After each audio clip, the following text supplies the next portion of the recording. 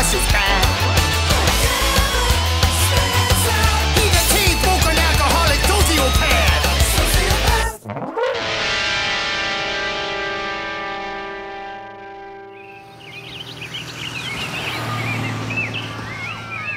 Attention! Ow! Attention! Ow! My hip! Knock it off! Okay, teens, we should be arriving at the Pioneer Village in a few minutes. Has anyone forgotten to give me their permission slip? Ah! My eye! Sit down, arsehole! Hey now! Hey now! Hey! Now, this will all go better if... Kiss my ass, fairy. You listen here! Are you listening? Ouch!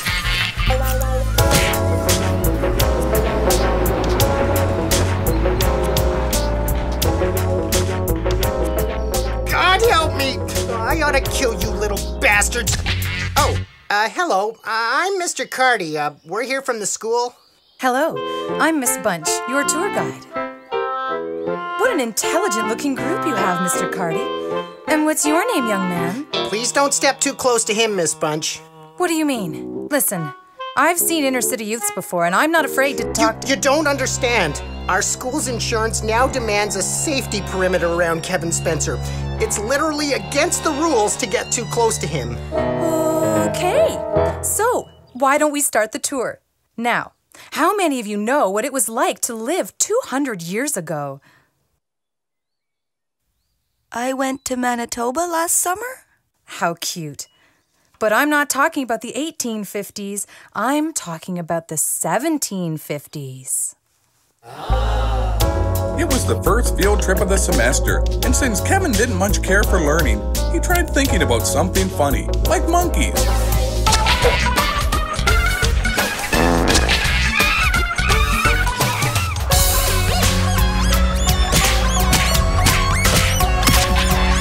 Visiting our village will be a much better learning experience than watching some TV show. And to help you understand just how much more, here's a video to help you get oriented. Welcome to Ye Old Pioneer Village, a retreat to a simpler time. The days when a man could find life's answers as close as his local barn. I hate my life.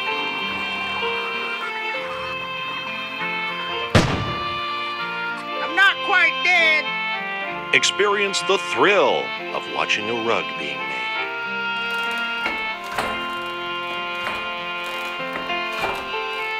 See the church where the Underground Railroad brought American slaves to our country to breathe the clean air of freedom, provided it was with their own kind and no one hired them. And we're proud to announce a special addition to the family. Betsy is our second Jersey cow here at the village, and we hope you'll join us in welcoming her when you visit. So don't say those were the days, because those days are here again today. Today.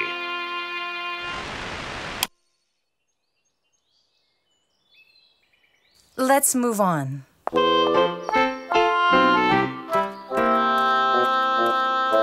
Now here's something you don't see very often. It's called a pillory. Bad people were locked up with their heads and hands inside and exposed to public ridicule. See, kids? Just like that show Cops. Sometimes they were even whipped. See, kids? Just like that. Whipped? Hey. Yes, whipped and flogged. You might have heard of it in The Scarlet Letter. A tale of adultery and forbidden passion. Well, let's move on. I think I speak for everyone when I say, I'd sure like to hear more about this pillory. But there really isn't... Give you $5? 10 if you talk real slow. I said let's move on. Hear ye! Hear ye! Come see the pigs in the livestock barn! All naked, all the time! Many of the actors who play our pioneer citizens are local volunteers. Follow me. I'll show you. Sure enough, when they got to the milking stable, Kevin saw the familiar faces of his two favorite adult film actors. Hey, kids, we're stable hands. Oh, yeah, because whenever you is milking something, you need stable hands. Kevin was confused and worried because he thought that his two favorite porn actors had stopped making films. Hell no, kid. Artistically, we just wanted to play a period piece. So now we work part-time, showing people how to milk.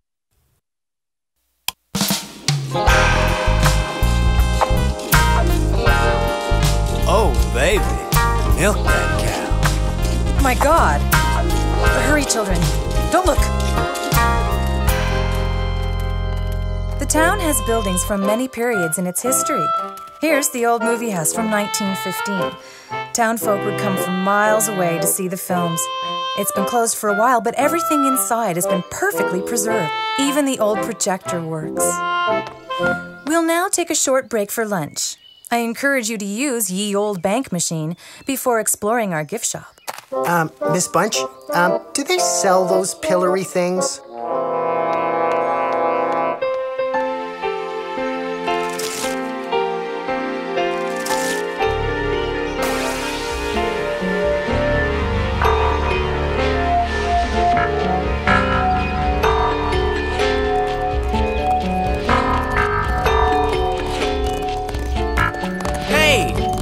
Spencer.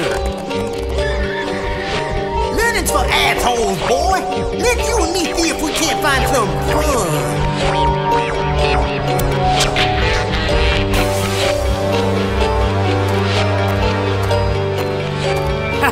Look at him now. Look at him now. Mental illness is funny.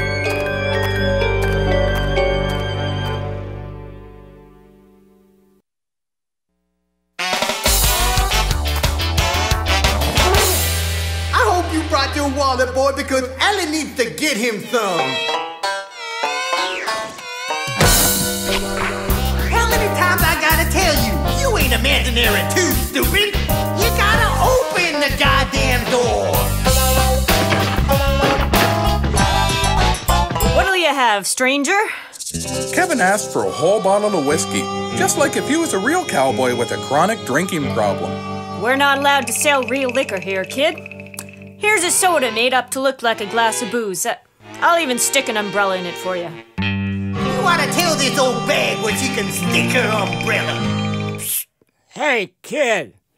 If you want some real shine whiskey, you just come along with me. Kevin didn't know what to do. He really wanted the booze, but he wasn't so sure it was a good idea to go somewhere with a strange man.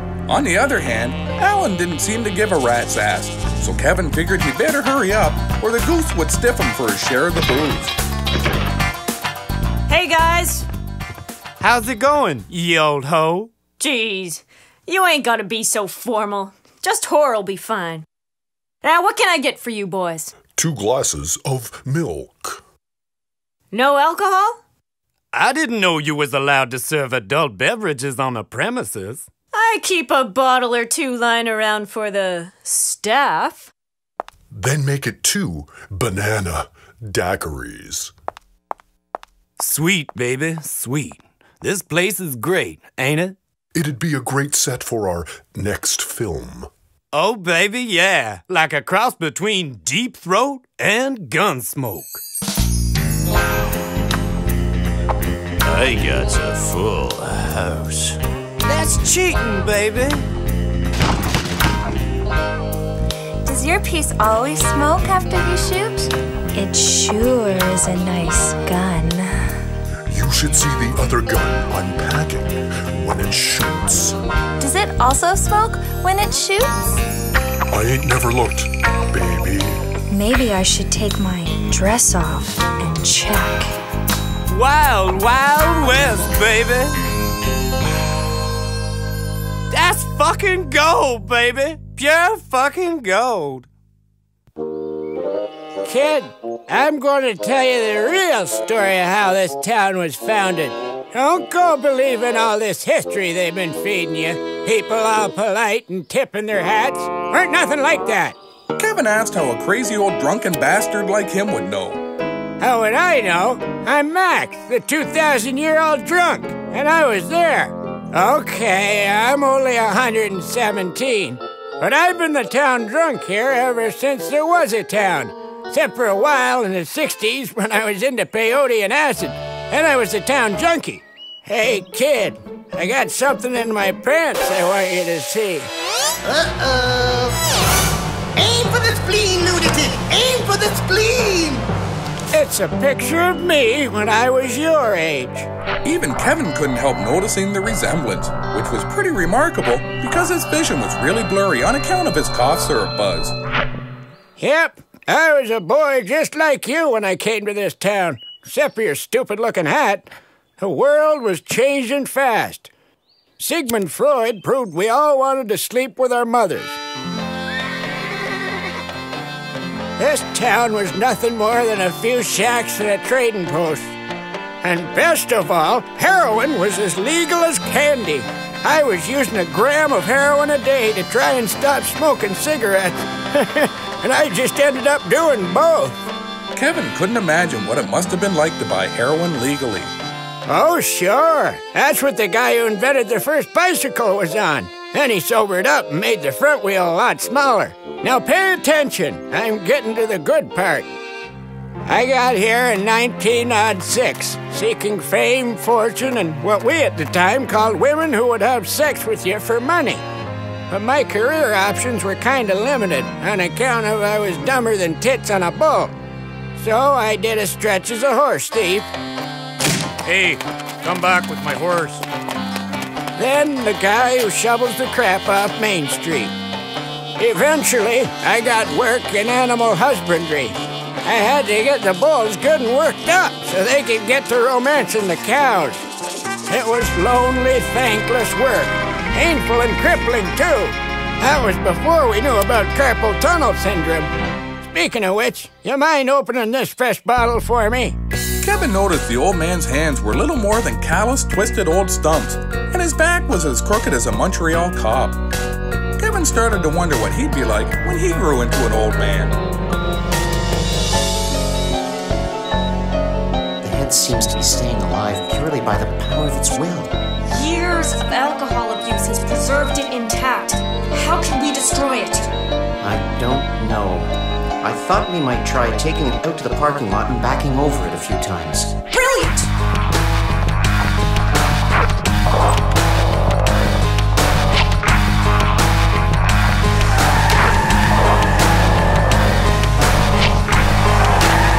Hey, Kevin, are you paying attention? Over here. I'm trying to tell you about the old days. You're in the wrong flashback. Pay attention, idiot. I'll only tell you this as many times as you're willing to listen to it. Yes, it was tough going back then. Day's end came, I'd towel off from work and go to the Nickelodeon. The snobs started walking around with their cocaine and fancy snuff boxes, doing their business in what we at the time called toilets. They even shot a newsreel here.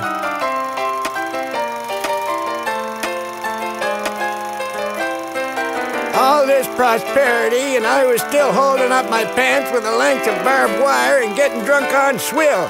I decided then and there that I wanted a piece of the action.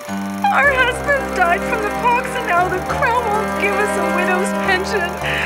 Oh, what can we do? Those poor widows needed my help. So after a lot of elbow grease and hard work, in no time we built the best darn whorehouse north of Lake Superior. That's how I met my one true love, Celia. Her eyes sparkled like someone taking a drag off a fiery cigar.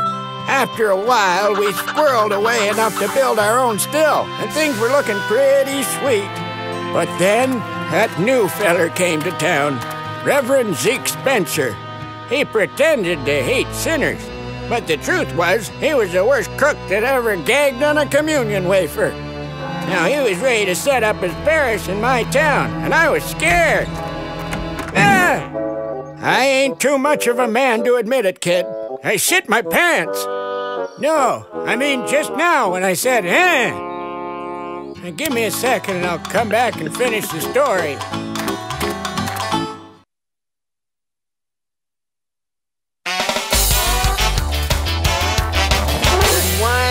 32, 33.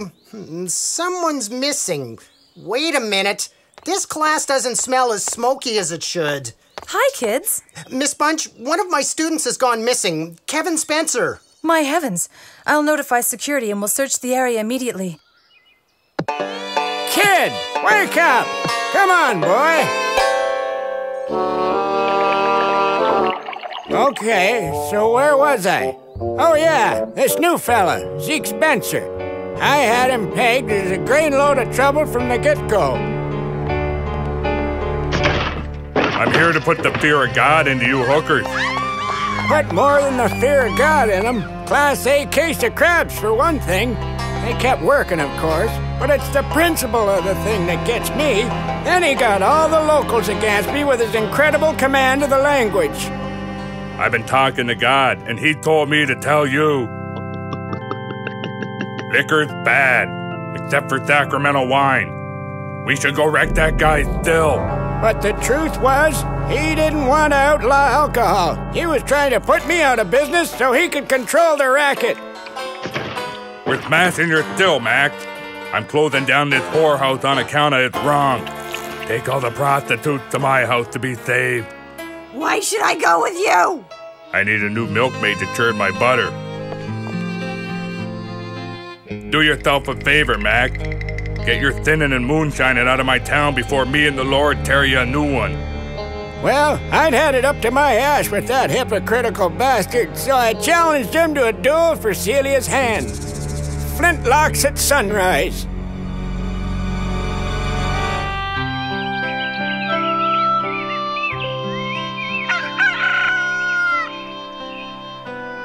The next day, we changed the time to sunset on account of everyone's hangovers.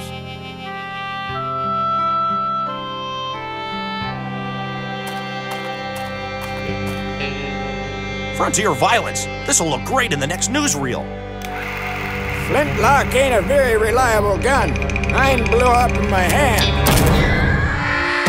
As I lay there helpless, I told Zeke that someday I'd expose him to the town for the crook that he was. Really? In that case... Zeke figured he had me, but I still had one ace up my sleeve. Hear ye! Hear ye! I declare on this day that young Squire Kevin Spencer has gone missing. If you find him or his mutilated remains, you'll be rewarded handsomely. Listen, folks, I appreciate the staff helping us out like this. We're looking for a lost boy by the name of Kevin Spencer. How do we know if we found him? He'll probably try to stab you. What does he look like? Well, he's a short kid, hunched over, black baseball cap. Kind of looks like Hitler if he was one of the little rascals. That sounds like the kid I was talking to at the brothel. Great. We'll start our search there. Ms. Bunch and I will stay here and organize. Yo, Spencer! Kevin! Come out, little Kevin! Maybe we could get his attention with some good vibrations. Play some of our tunes for him. Can't. Left the tape deck back at the milking stable. We'll have to improvise. Yeah.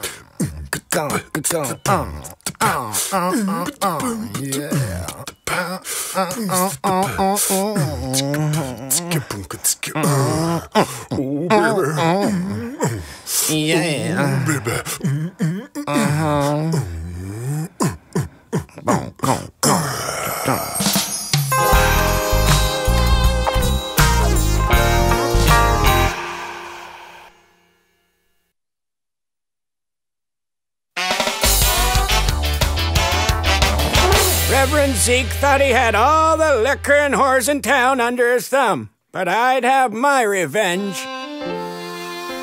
That was some real sweet loving, Celia. I better get going.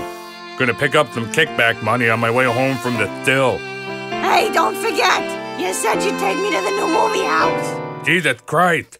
I forgot. I was supposed to be cutting the ribbon at the opening ceremony.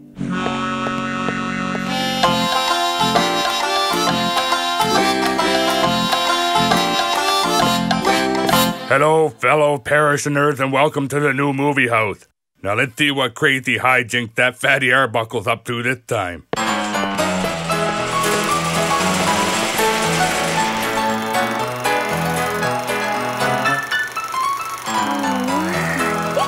Hey, that's my fucking ass!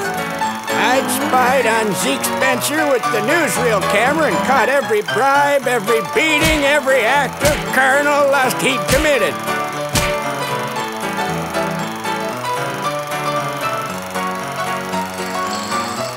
Them's all fucking lies. I ain't never done none of that.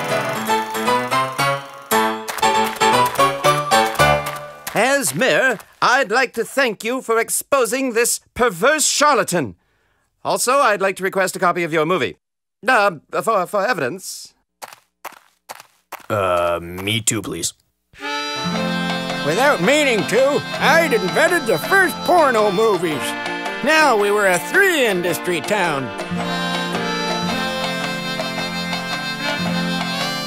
The last time I saw Zeke Spencer was when his head snapped off, because he was too goddamn fat. After I retired, I pretty much just crawled into a bottle and never came out. Kevin was glad Max had passed out, since Allen had gotten bored and left a long time ago. He decided he'd better go rejoin the others and quickly rifled Max's pockets before going back to class. Hey, Kevin, everyone's been looking for you. Hey, Miss Bunch, we found him. Yes! I'm gonna beat you. Porn man. I was just showing Mr. Carty a typical flogging. Where were you, Kevin? Everyone was worried. Kevin told them about the old drunk who taught him about the town's history. Why, we don't have a character playing the town drunk. How strange. I wonder if... No, it couldn't be a ghost from the past? We found this guy throwing up in your butter churn, man. He's an SKP from the asylum. Kevin was going to stick up for Max and tell everyone what really happened. But then he got to thinking about what would happen if you drove a convertible full of big gas cans into a huge container of liquid petroleum.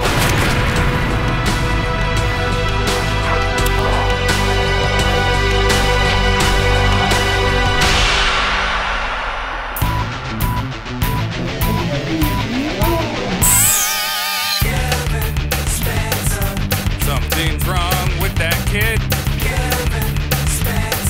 His head don't work, it never did.